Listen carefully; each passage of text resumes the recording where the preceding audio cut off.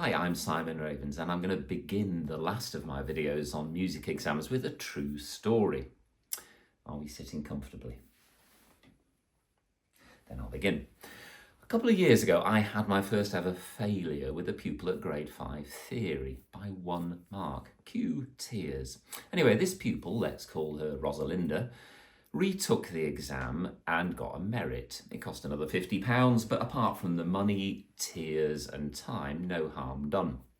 Fast forward then to this year, and I get an email from the ABRSM telling me that they'd discovered that one question in that exam had a second potentially correct answer. Rosalinda had given this answer, been marked wrong, and so failed when she should have passed. She'd now been awarded a pass, even though she'd already retaken the exam and got a merit. Cue exasperated laughter when I passed this news on. But this is no laughing matter. What I pointed out to the ABRSM was that actually if I went through one of their theory papers with published music, even from their own publications, I could find alternative correct answers to about half the questions. A dot simply makes the note longer by exactly half its value. Try telling that to Schubert or any composer before the 20th century. This ornament sign is a mordant to be played like this. Try telling that to any Baroque composer. Or this hairpin sign just means get louder. Try telling that to Chopin and the Romantics. Yes, even the most straightforward of signs, according to the theory books, isn't quite so straightforward in real music. One quick example. In a piano piece she composed in 1826, Fanny Hensel writes that these signs stand for accelerando and ritardando, get faster and get slower.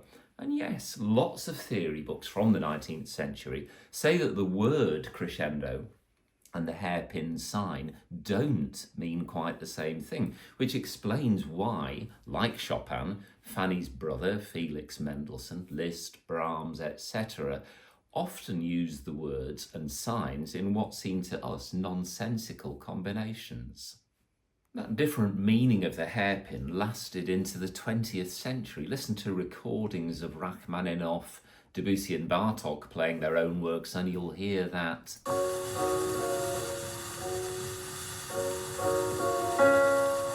For a start, that they'd fail a grade 1 theory question about hairpin markings. And hey, we're not talking here about minor composers and uncommon symbols. No, major composers, common symbols. And I could go on until the cows come home with examples like this. Suffice it to say that with rhythm, beaming notes, grouping rests, time signatures, signs and symbols, much of what's taught as simple and singular just crumbles into a million pieces when we start looking at real music.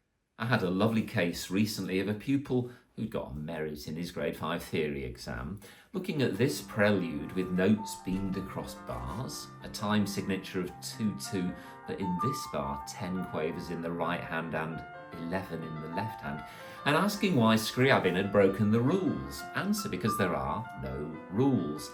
Every composer who has something different to say will use musical language differently to say it. Now that's an obvious but inconvenient truth to educators who find that one-size-fits-all answers are easy to teach and easy to mark. But it is the truth. Listen to the beautifully free way Scriabin plays his prelude.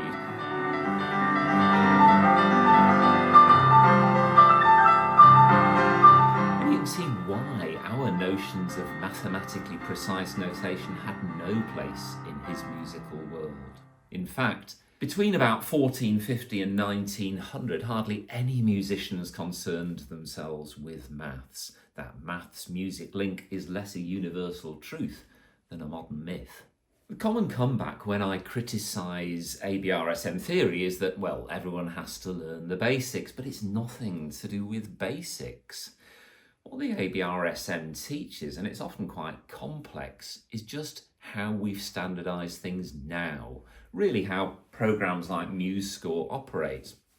And there's nothing wrong with that computerised, mathematically precise approach to notation. It's just that no composer before the 20th century would have recognised it. And if historical style is part of the examiner's requirements for the highest marks, and they say it is, then pupils need to be aware that our current theory can't just be blindly applied to the scores of decomposing composers. Their meaning and our understanding should not be confused. If we apply our rigid theory onto 19th and 18th century music, we literally make a nonsense of it. Right, what would I do to improve this? Well, I'd scrap the separate theory exam and replace it in two ways in my proposed new form of exam. Firstly, element 1 of my proposed exam would be a practical musicianship test where candidates would have to apply a knowledge of pitch, rhythm, tonality and harmony.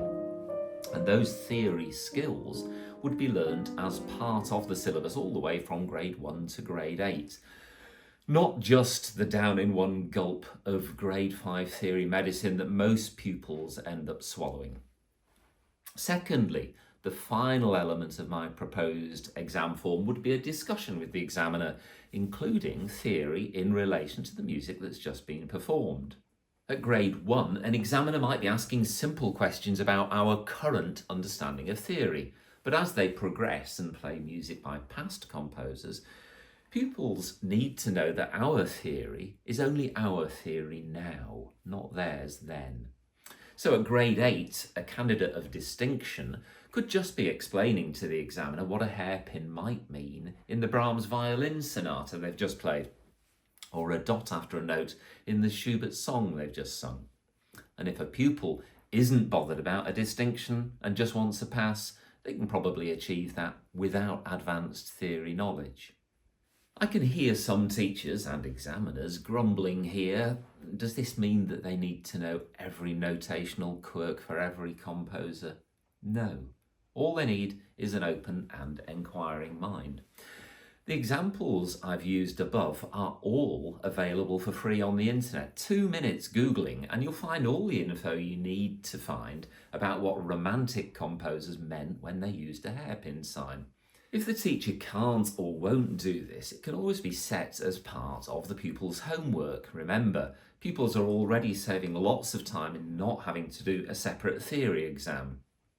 And whereas in the past, this kind of research could only be done by those with plenty of time and access to a good library, that's not the case now. It's all at our fingertips.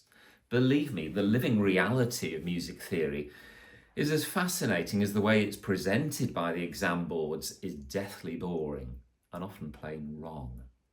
And why is this important for performers and ultimately for listeners beyond the exam room? Because if, and it's a big if, we're going to appreciate different composers, we'll get nowhere if our starting point is the assumption that somehow they'd all learnt from our grade 5 theory book with its one-size-fits-all answers.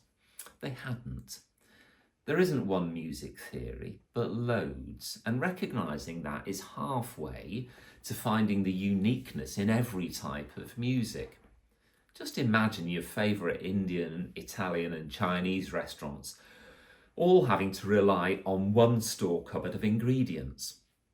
That'd be dull. One size fits all might be the most convenient fit, but it's rarely the best.